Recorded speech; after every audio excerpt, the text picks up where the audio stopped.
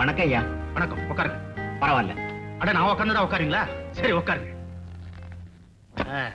Scooter ஒன்று அனுப்பிச்சேன், எப்படி ஓடுது? உங்க தயவால தான் பையன் கரெக்டா இந்த காலேஜுக்கு போயிட்டு இருக்கான். ஷாப்பிங் காம்ப்ளெக்ஸ் கட்டுறதுக்காக பிளான் அனுப்பிச்சிருந்தேன். 2 மாசம் ஆகுது, இன்னும் அப்ரூவல் ஆகல. இது விஷயமா நானே வந்து உங்களை பார்க்கலான் இருந்தேன். அந்த இடத்துக்கு பர்மிஷன் தரவங்க சாரதான்னு ஒரு பொம்பளை. சரி, சாரதாவோட விலை எவ்வளவு?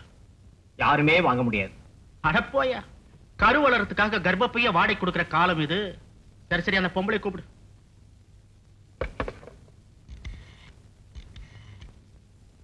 ஹலோ சாரதா, உடனே ரூமுக்கு வாங்க. இப்போ வந்துருவாங்க. May I come in, sir? Yes coming. இவங்க தான் சாரதா. வணக்கம்மா. சார் மல்டி மில்லியனர், ஏபி கன்ஸ்ட்ரக்ஷனுடைய ப்ரொப்ரேட்டர் மிஸ்டர் விஸ்வநாதன். எனக்கு தெரியும். அப்ப நானும் விஷயத்துக்கு வந்துடுறேன். ஷாப்பிங் காம்ப்ளெக்ஸ் கட்டுறதுக்காக ஒரு பிளான் அனுப்பிச்சிருந்தேன். எதுக்காக இன்னும் பிளானை சாங்ஷன் பண்ணாம இருக்கீங்க? சார் சொல்லிருப்பாரு, அந்த இடம் கவர்மெண்ட்ல ஏழைங்களுக்காக பட்டா போட்டு கொடுத்த இடம். பல பினாமி பேர்ல நீங்க அந்த இடத்தை உங்களுக்கு சொந்தமாக்கி இருக்கீங்க. அதனால்தான் அங்க ஷாப்பிங் காம்ப்ளெக்ஸ் கட்ட அனுமதி கொடுக்கல. இதோ பாருமா, இதெல்லாம் எனக்கும் தெரியும். ஒரு காரியத்தை செய்யறப்போ அதனால என்ன நன்மை இருக்குன்னு மட்டும்தான் பார்க்கணும். மத்தத பத்தி கவலையே படக்கூடாது. பணக்காரன் இருக்கானே, என்னைக்குமே ஏழைகளை பத்தி கவலையே படமாட்டான். நீயே ஒரு ஏழை, நீ எதுக்கு கவலைப்படுற?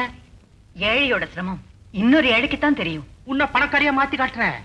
இதோ பாரு, நீ பேசுற தத்துவம் கேட்கறதுக்கு நல்லா இருக்கும், நடைமுறை வாழ்க்கைக்கு ஒத்து வராது. பேசாம பிளான சாங்ஷன் பண்ணிடு. இதோ பாரு, இது வரைக்கும் எவ்வளவு சம்பளம் வாங்கிருப்பேன், இனிமே எவ்வளவு வாங்குவேன், ஒட்டு மொத்தமா சேர்த்து போய் கொடுத்துறா.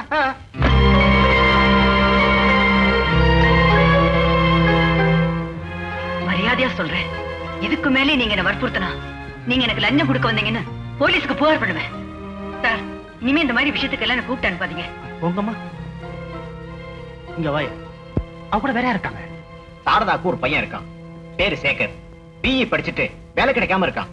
உனக்கு அறிவே கிடையாதுயா? இத முன்னாலே சொல்லிருக்கூடாது. இந்த ஒரு விஷயம் போதுமே. Sekar BE, good.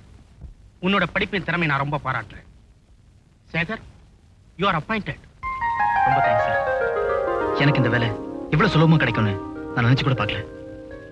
உங்களுக்காக நான் எதையும் செய்ய தயாரா இருக்கேன் சார். Good luck.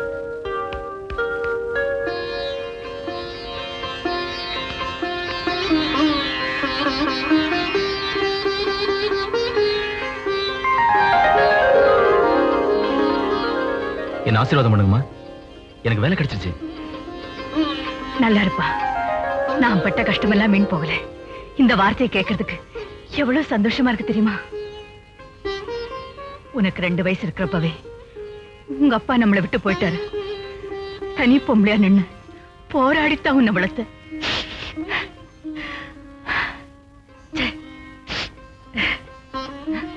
நான் ஒருத்தி இந்த நேரத்தில் இதெல்லாம் பேசிக்கிட்டு முதல்ல சாமியை வேண்டிக்கப்பா. சரிம்மா,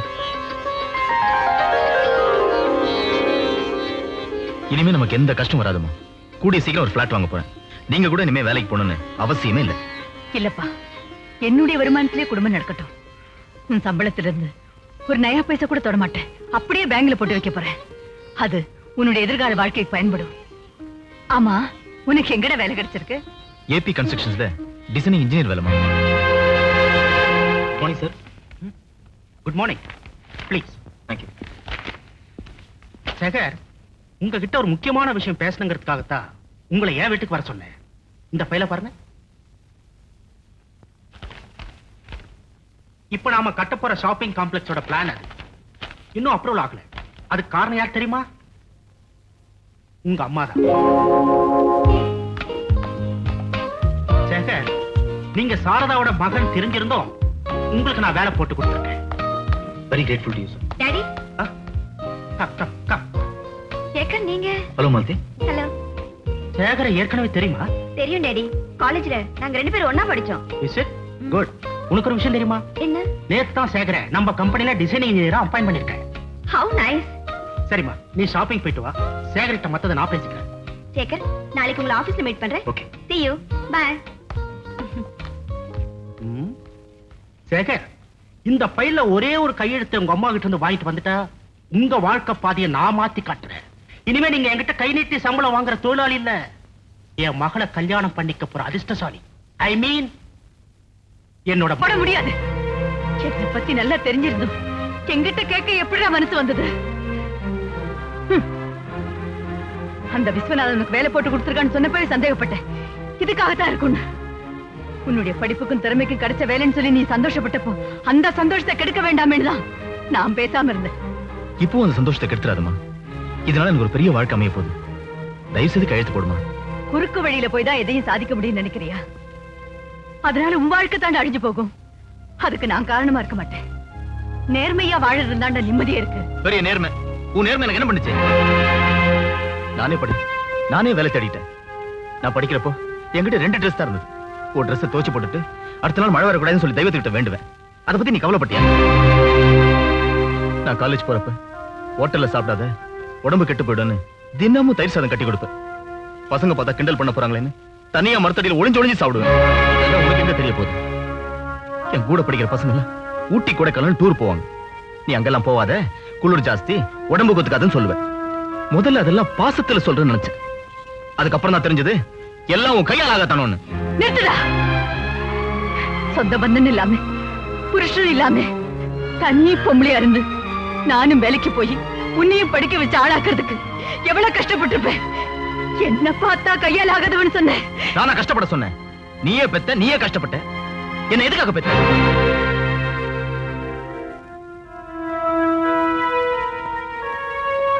கடைசியா கேட்கிறேன், உன் நேர்மையெல்லாம் ஒரு ஓரமா தள்ளி வச்சுட்டு கையெழுத்து போட முடியுமா முடியாதா? என்னால முடியாது. சரி, நீ ஒரு முடிவுல இருக்கிற மாதிரி நானும் ஒரு முடிவுக்கு வந்துட்டேன். நான் இந்த வீட்டை விட்டு போறேன். எப்ப நீ என்ன கையால் ஆகாதவன்னு சொன்னியோ, என்ன ஏன் பெத்தேன்னு கேட்டியோ, அப்பவே நீ என்னை விட்டு ரொம்ப தூரம் போயிட்ட. எங்க இருந்தாலும் நல்லா இரு சேகர். இந்த வீட்டுல இருந்து உனக்கு என்ன வேணாலும் எடுத்துட்டு போலாம். ஆமா, இங்க இருந்து எடுத்துட்டு போறதுக்கு என்ன இருக்கு?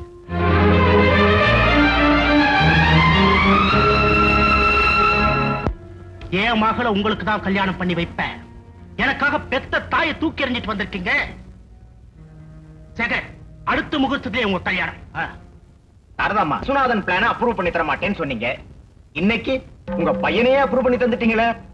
அன்னைக்கு அவர் கொடுத்த பணத்தை வாங்க மாட்டேன்னு சொன்னீங்க. இன்னைக்கு அவர் பொண்ணையே வாங்கிட்டீங்களே.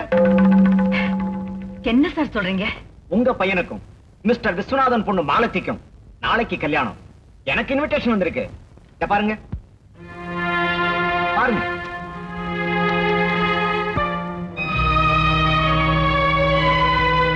என்னம்மா, எல்லா விஷயமும் எனக்கு தெரிஞ்சு போச்சேன்னு நினைச்சு அழுவுறீங்களா? இல்ல சார், எதுவுமே தெரியாது. எனக்கு இன்விடேஷன் அனுப்பல.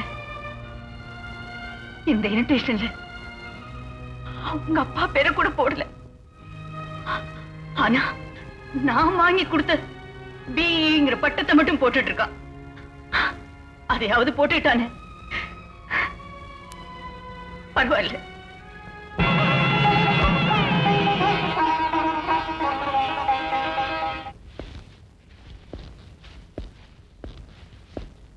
என்ன சாரதாம்மா, வாங்க உட்காருங்க. உங்களை பார்த்தா ரொம்ப பாவமா இருக்கு. யாருமே இல்லாத அனாதை மாதிரி இருக்கீங்க. அனாதை மாதிரி இல்ல, அனாதேதான். என்ன செய்யறது, எல்லாம் என் தலையெழுத்து. அது சரி, நான் தான் அப்பப்போ ஏதோ வந்து நியூஸ் கொடுத்துக்கிட்டு இருக்கேன். ஆமா, உங்களுக்கு பேர குழந்தை பிறந்திருக்கு தெரியுமா? எனக்கு பேரம் பிறந்திருக்கனா? என்ன சார் சொல்றீங்க? போச்சுரா, இதுவும் தெரியாதா? பேர பிறந்து இன்னைக்கு பேர் சூட்டு விழா. அதுக்குதான் நான் போயிட்டு வரேன். விஜய்னு பேர் வச்சிருக்காங்க. விஜய் பேர் அசப்பல அப்படியே உங்கள மாதிரியே இருக்கான். கொழு கொழுன்னு பார்க்க 2 கண்ணும் போதாது.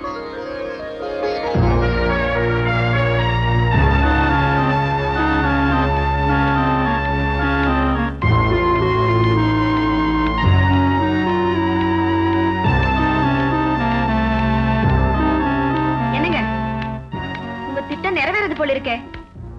குழந்தை பிறந்த உடனே உங்க அம்மா எல்லாத்தையும் மறந்துட்டு ஓடி வருவாங்கன்னு சொன்னீங்க. அவங்க வரலன்னா நம்ம போவோம். உங்க அடையார் பங்களால நானும் மாலத்தை எங்க அம்மா அழைச்சிட்டு தண்ணி கொடுத்துன போறோம். இன்னும் 1 மாசத்துல எங்க அம்மா வேலையை ராஜினாமா பண்ண வைக்கிறேன். மாலதி, ம்? நீ எங்க அம்மா மேல எந்த அளவுக்கு பாசம் இருக்கிற மாதிரி உன்னால நடிக்க முடியுமோ அந்த அளவுக்கு நடிக்கணும். ஓகே? ஓகே. போய் குழந்தை எடுத்துட்டு வா.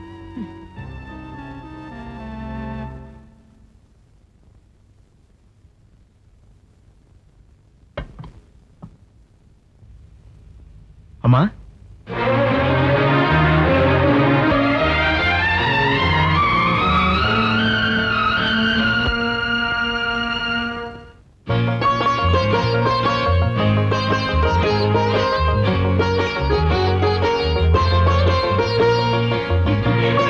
வாடா என் கண்ணு. டேய், ராஜா, நான் தானே உன் பாட்டி. ஐயோ கழுவே, என்னமா சிரிக்கிறா? அம்மா, ஆ, வாழ்க்கையில முன்னேறணுங்கிற ஒரு வெறி ஆசை, அதான் வீட்டை விட்டு வெளியே போயிட்டேன். அது மட்டும் இல்ல, உங்ககிட்ட சொல்லாம கல்யாணம் கூட பண்ணிக்கிட்டேன். இப்ப என்கிட்ட எல்லாமே இருக்குமா? ஆனா நான் உங்களை தான் எழுந்துட்டேன். என்னையும் மன்னிச்சிடுங்க அத்தை. நான் தாயான பிறகுதான் மகனை பிரிஞ்ச ஒரு தாயோட மனசு எவ்வளவு வேதனைப்படும்னு எனக்கு புரியுது. அம்மா, என்ன மன்னிச்சிட்டேன்னு ஒரு வார்த்தை சொல்லுங்கம்மா. என்னப்பா இது? என்கிட்ட போய் மன்னிப்பு கேட்டுக்கிட்டு உண்மையில எனக்கு எந்த கோபமும் கிடையாது. வருத்தம் தான் உண்டு. அம்மா, எனக்குன்னு பொண்டாட்டி புள்ளன் ஆயிடுச்சு. இப்ப நாங்க தனியா தான் இருக்கோம். நானே தனியா கான்ட்ராக்ட் எடுத்து பிசினஸ் பண்ணிட்டு இருக்கேன். நீங்க சொன்ன மாதிரி நேர்மையா உழைச்ச பலன் உண்டுன்னு நான் இப்பதாம்மா தெரிஞ்சுக்கிட்டேன். அம்மா, எங்களுக்குன்னு யாரும் இல்ல, நீங்க எங்க கூட வந்து இருக்கணுமா? அத்தை, இவனுக்கு உடம்பு சரியில்லைன்னு கூட என்ன செய்யணும்னு சொல்லித்தர எங்களுக்கு பெரியவங்க யாருமே இல்லை. என்னை பொறுத்த வரைக்கும் எல்லாமே முடிஞ்சு போச்சு.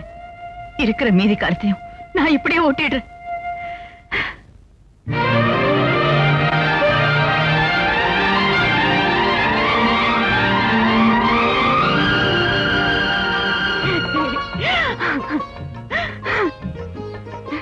கண்ணு, இனிமே நான் தாண்ட உன்னை வளர்க்க போறேன்.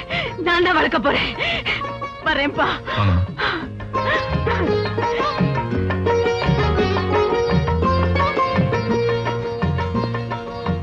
உள்ள போலாம் வாங்கம்மா.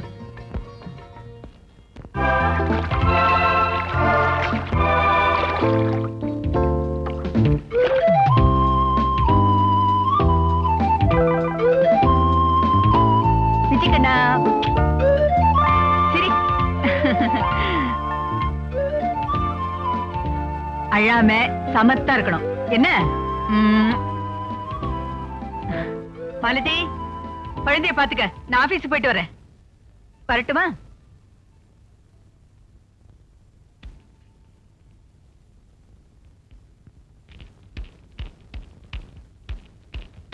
வராங்க.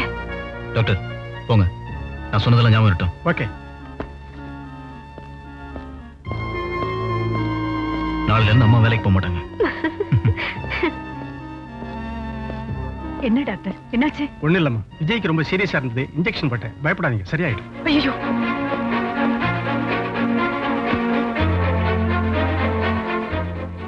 சேகர், என்னப்பாச்சு? டாக்டர் வரது கொஞ்சம் லேட்டா இருந்தாலும் விஜய் நம்மளை விட்டு போயிருப்பாமா. ஐயோ, நீங்க காலையில வேலைக்கு போயிட்டீங்க. உங்களை காணணும் தேடி ரொம்ப அழுதுருக்கான். அழுது மூச்சு அடைச்சிருச்சு. நான் எவ்வளவு சொன்னாலும் நீங்க வேலையை ராஜினாமா பண்ண மாட்டேங்கிறீங்க.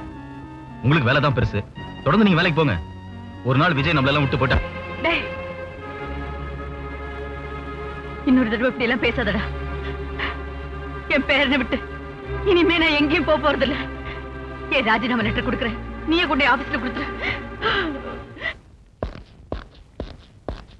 மாமா, ஷாப்பிங் காம்ப்ளெக்ஸ் கட்டறதுக்கான பெர்மிஷன் எங்க அம்மா பதில் புதுசா வந்திருக்க ஆபீசர் அப்ரூவ் பண்ணிருக்காரு. இனிமே நீங்க வச்சு தான் சட்டம். குட். இப்பதான் நீங்க ஏமாப்பல.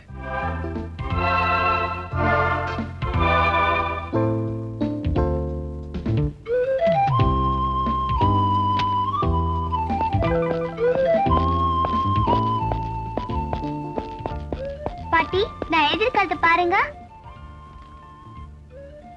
பாட்டி இங்கே வா வா, ஆசை முத்தம் தாத்தா.